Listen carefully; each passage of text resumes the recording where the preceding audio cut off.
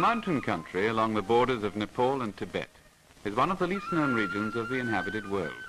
This is why Christoph Heimendorf, who's an anthropologist, wanted to explore it. He and his wife Betty flew from Kathmandu to Pokhara, but that was their last contact with powered transport for over 8 months. The Heimendorfs were making for Tukshe, an important trading center on the caravan route between Nepal and Tibet. In these parts you measure journeys in days, weeks, even years, not in miles.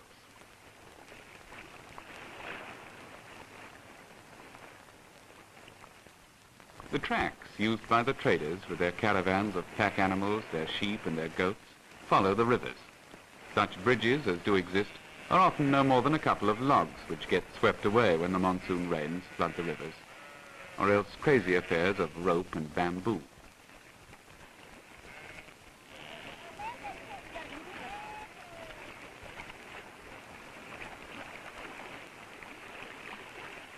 Getting to Tukshe wasn't very difficult.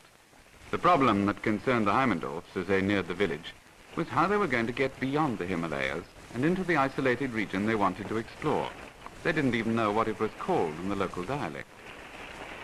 Tukshe lies in the valley of the Kali Gandaki, a river which cuts through the Himalayas from north to south, providing one of the few throughways from Nepal to the Tibetan border. It separates the giant peaks of Dhalagiri and Annapurna, both over 26,000 feet. Somewhere behind them lay the Heimendorf's objective.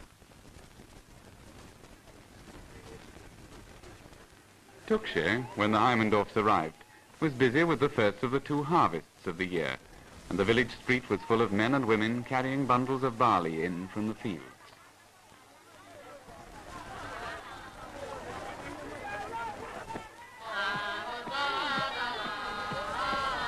The next stage of their journey would certainly take time to organize, so the Heimendorfs installed themselves in a house in the village, flat-roofed like all the others, with a ladder leading up from the courtyard below. On similar roofs all round, their neighbors were threshing and singing as they worked, beating the grain with primitive flails made of wood and bamboo.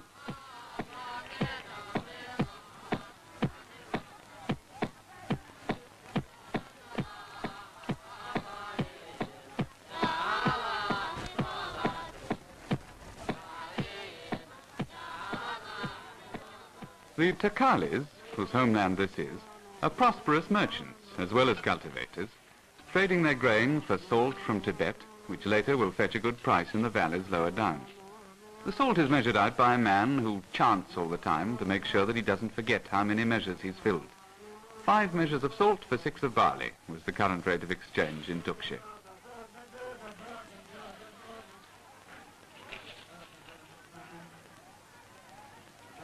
Trade with Tibet has exerted considerable influence on Takali culture, and Buddhism has for long been the dominant religion.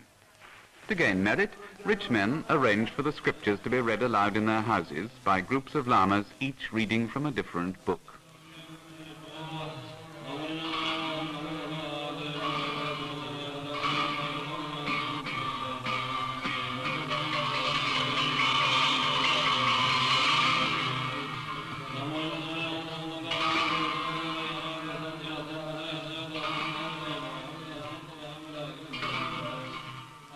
The point of a recitation of this kind is that as many books as possible should be read, and the Lama's assistants are kept busy fetching heavy prayer books from the temple library and carrying them back again. Side by side with Buddhism, an older tribal religion survives, and animal sacrifices continue to be performed in honor of the local deities of field and forest.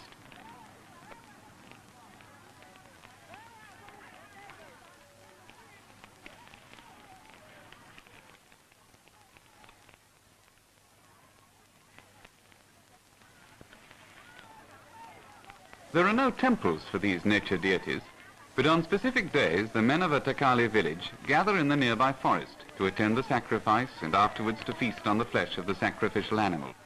Its body is handed over to the cooks to be skinned and turned into stew just as soon as its head's been chopped off.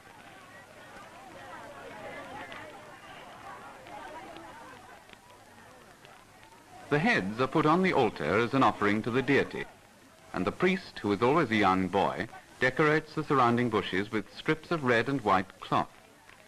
Ostensibly, this is still a religious occasion, but over the centuries, the rites originally intended to propitiate the local gods appear to have developed into primarily social affairs, with the feast rather than the sacrifice as the focal point.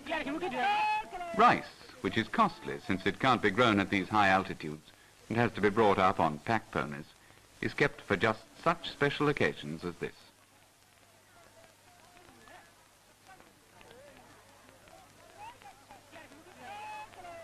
The boy priest, who because he must be a virgin is seldom more than 10 or 11 years old, eats separately. He's always chosen from one of the priestly families, but even so neither he nor any of the men attending the ceremony give the impression of great religious fervor.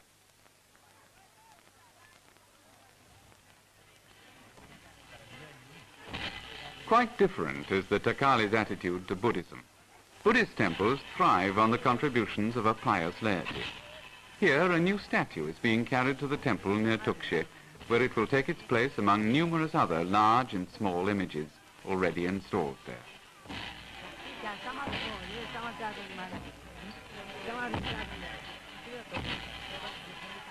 Nuns in pointed red hats take part in the procession. The sound is phenomenal and increases in volume as the procession goes into the temple, and drums and cymbals are beaten to attract the attention of the deities, who might otherwise overlook the rites to be performed in their honor.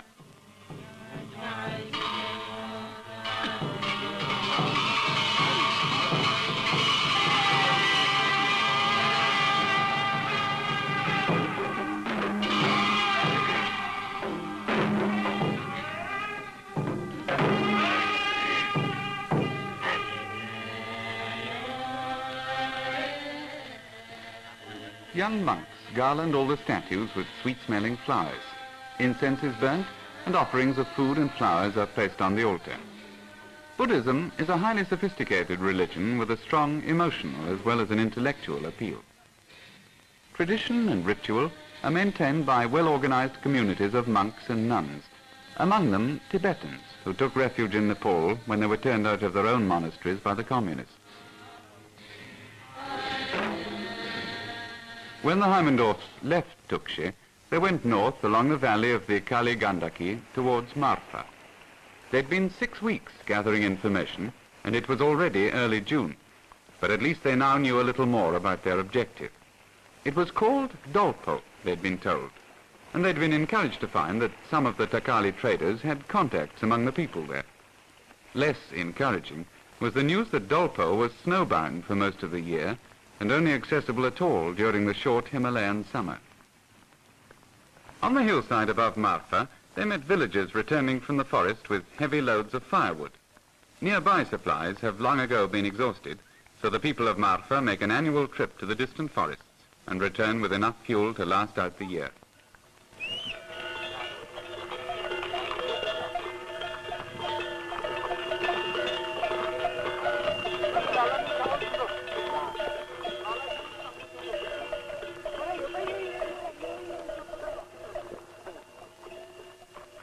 It's a matter of pride for a Takali to have some of last year's wood still stored on his roof when the new supply is brought down to the village.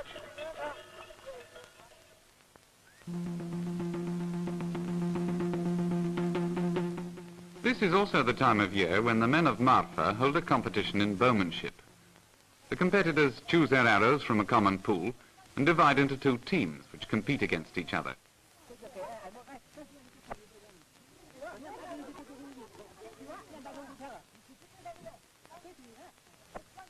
The target is an upright board. Any hit on the board counts as a point for the team.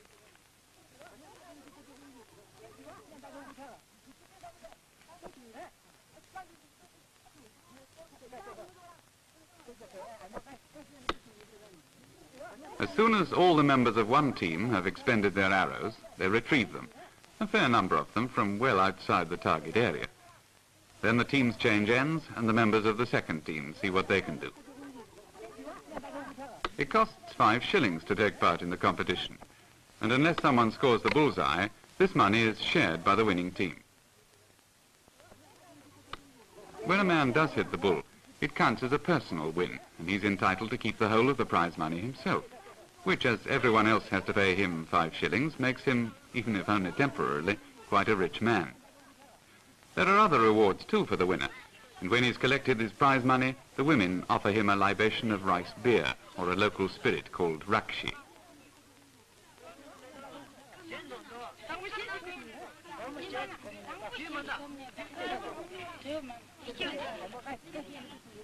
Early on the morning after the competition, the Heimendorfs left Marfa with a caravan of yaks and joppas.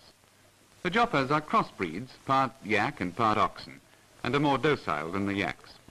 Both animals are used to high altitudes and can carry heavier loads than pack ponies, but even so about 80 pounds was as much as they could manage. River crossings caused frustrating delays. Everything had to be unloaded and then reloaded on the other side. Even when there were bridges, they were far too dangerous for loaded pack animals, and not too safe for humans either.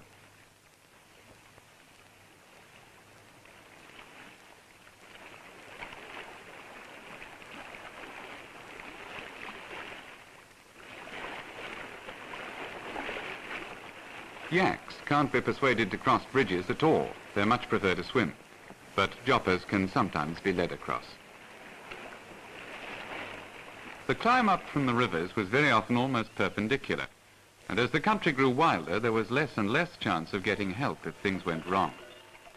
Fortunately, the yak drivers knew the route. They'd been up to the fringe of the Dolpo area the year before.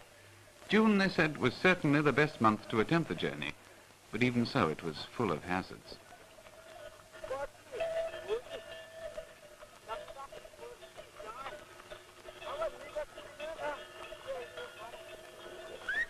In the early stages, it was the rivers that caused most trouble. There were raging torrents across which the animals had to be hauled on the end of a rope.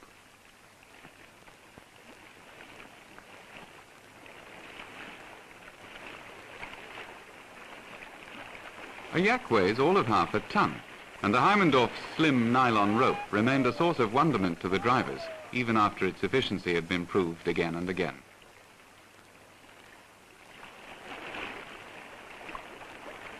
There was one bridge that consisted only of loose stone slabs laid across a couple of crooked, rickety poles. No pack animal could possibly cross it. In conditions such as these, it was sometimes 2 hours or more before the whole party and all the baggage had been safely transferred from one bank to the other. With supplies and equipment for 9 people, restricted to bare essentials by the amount the pack animals could carry, the loss of even one load would have been extremely serious.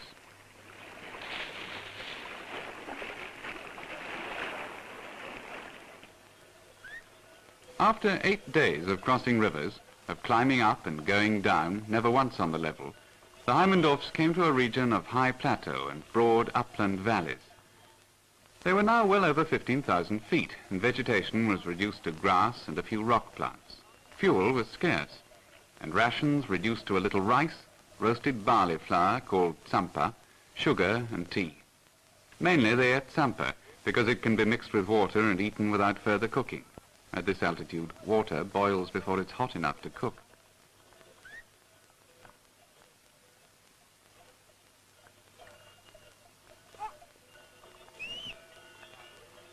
They crossed 3 passes on the way to Dolpo, all close on 18,000 feet, and were frequently only just below the snow line. At least once a day, when they stopped to rest, the yaks had to be unloaded and turned loose to find what grazing they could. In Tukshe, and again in Marfa, the Heimendorfs had been warned against roaming bands of Tibetan refugees who'd turned to banditry. Now, below them, there was a camp, almost certainly a Tibetan camp. There was no way of avoiding it, and in any case it was the first sign of human habitation they'd seen for many days. But as they approached, they couldn't help remembering the gruesome stories they'd been told of caravans massacred and travellers robbed of all they possessed. These were Tibetans. But they weren't bandits. They were peaceful herdsmen who'd fled from the Chinese and were only too anxious to be friendly.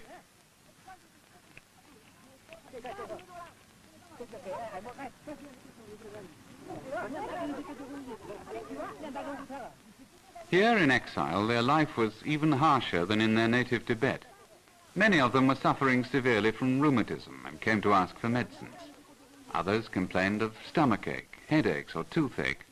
But more than anything, they wanted to talk, to tell someone about their problems, about the difficulties of finding pastures for their sheep and yaks, about whether or not they should return to Tibet, and what would happen to them if they did.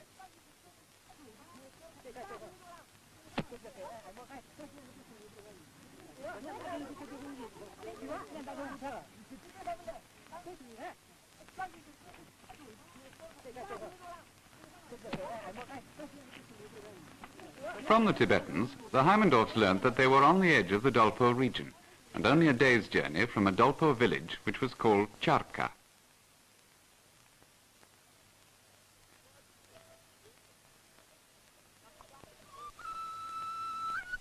Charka is over 14,000 feet above sea level, which makes it one of the highest permanently inhabited villages in Asia. When the Heimendorfs arrived, the village council was sitting out in the open discussing grazing rights.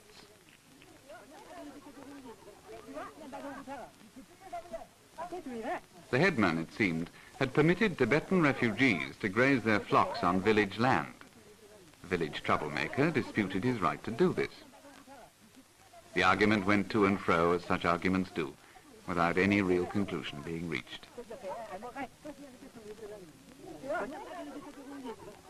The winter in Dolpo is so long and so cold that the people spend most of the short summer out of doors trying to warm themselves in the sun, while they spin and card the coarse wool from their sheep and yaks.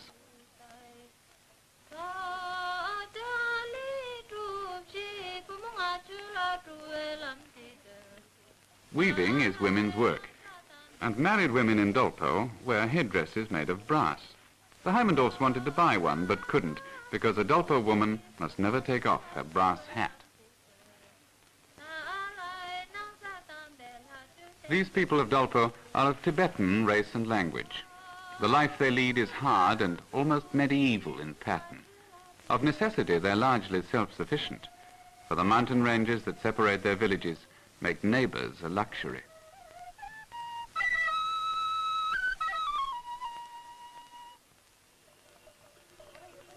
The Heimendorfs spent a month in Dolpo. They'd have liked to stay longer, but they were getting short of supplies, and they wanted to get down to the valley before the late summer rains swelled the rivers, making them, for all practical purposes, impassable. The yak drivers, too, wanted to get home. They'd become very friendly on this journey, and they'd invited the Heimendorfs to stay with them in their village, where they'd promised them a warm welcome. When they did get to Lubra, the village was in an uproar and far too busy to welcome visitors.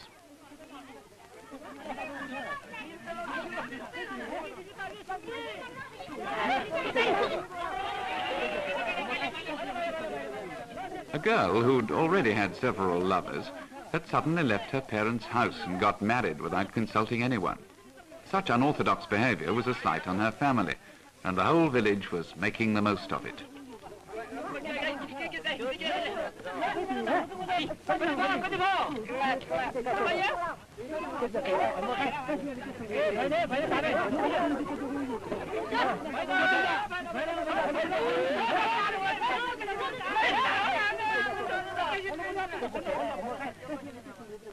It seemed kinder to leave them, and the Heimendorfs pushed on to the neighboring valley of Muktinat, where a fair was in progress.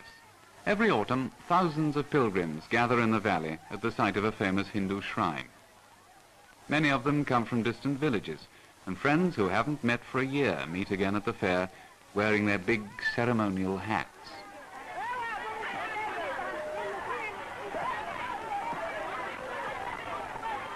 The underlying reason for the pilgrimage is the desire to obtain purification by bathing in the sacred waters of the Hindu shrine.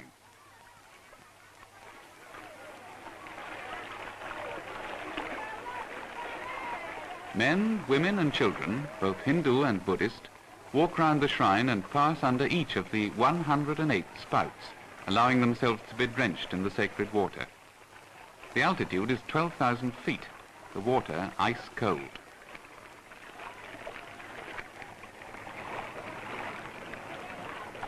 Apart from this severe test of endurance, there's nothing austere about the celebrations at Muktinat. Rakshi and rice beer are drunk in great quantities, and very few people stay sober for long. The horse race is one of the most popular events of the fair. It's not at all an organized race. 3 or 4 riders start in a bunch just when they feel like it. There's no visible finishing post, and no one seems to care who wins. But it does give a man who wants to sell his horse a chance to show off its paces and his own horsemanship.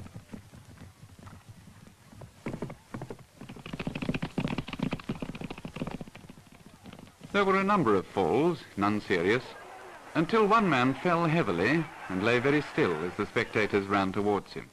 It looked as if he had been badly hurt, but instead of carrying him quietly away on a stretcher, his friends bundled his unconscious body back into the saddle and led him away on his horse.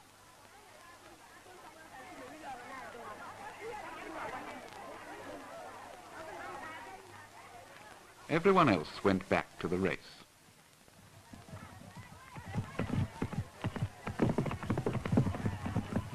By far the most colourful and dramatic performances in this area of Buddhist culture are the great temple dances.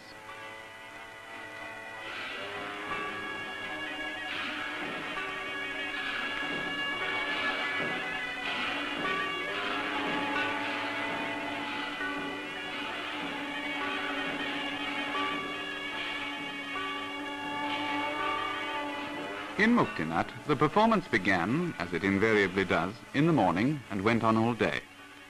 The dancers are monks, masked and costumed to represent gods, demons, saints and mythical figures from the spirit world. Some, like the Hindu sadhu, are comedy turns, exaggerated burlesques of popular characters.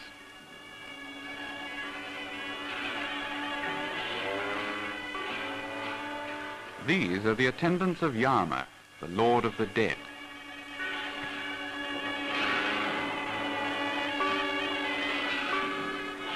The dance is the eternal struggle between good and evil, enacted in symbolic gestures, understandable to the ordinary layman.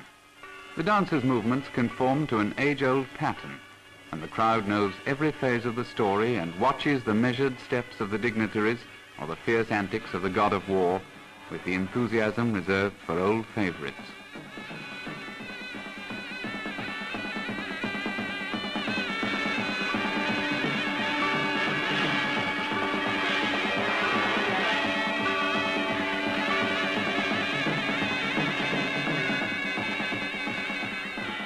Watching the dance, one is transported back into an age when ritual performance and the theatre were still combined. The actors were priests who represented gods and spirits.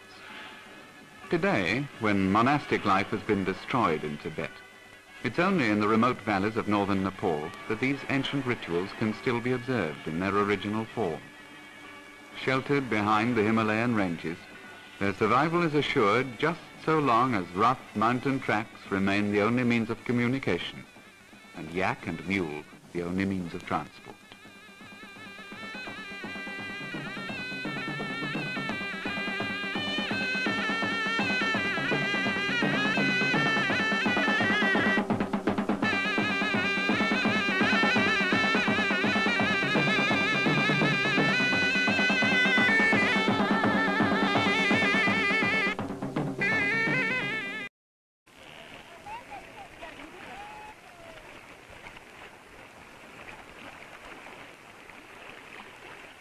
Getting to Tukshe wasn't very difficult.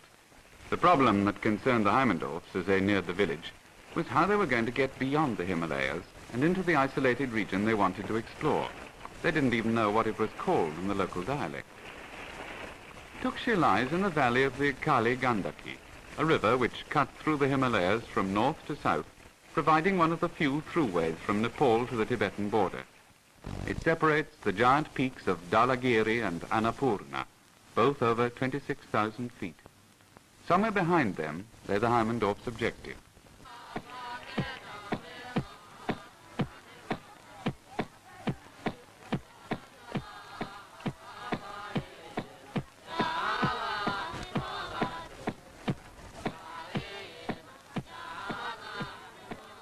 The Takalis, whose homeland this is, are prosperous merchants as well as cultivators, trading their grain for salt from Tibet, which later will fetch a good price in the valleys lower down. The salt is measured out by a man who chants all the time to make sure that he doesn't forget how many measures he's filled. 5 measures of salt for 6 of barley was the current rate of exchange in Tukshi.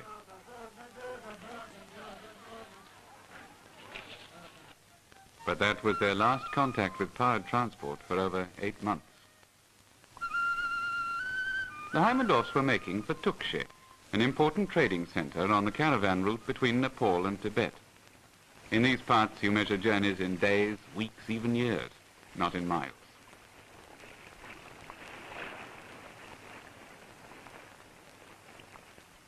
The tracks used by the traders with their caravans of pack animals, their sheep and their goats, follow the rivers. Such bridges as do exist are often no more than a couple of logs which get swept away when the monsoon rains flood the rivers, or else crazy affairs of rope and bamboo.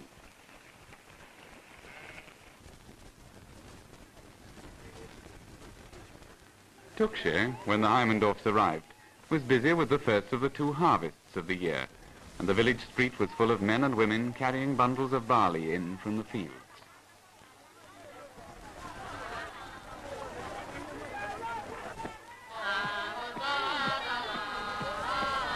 The next stage of their journey would certainly take time to organize, so the Heimendorfs installed themselves in a house in the village, flat-roofed like all the others, with a ladder leading up from the courtyard below. On similar roofs all round, their neighbors were threshing and singing as they worked, beating the grain with primitive flails made of wood and bamboo.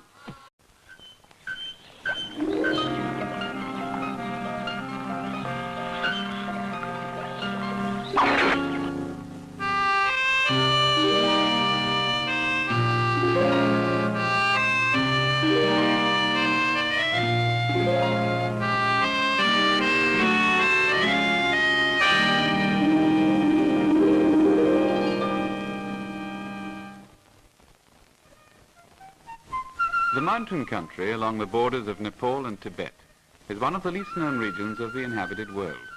This is why Christoph Heimendorf, who's an anthropologist, wanted to explore it. He and his wife Betty flew from Kathmandu to Pokhara,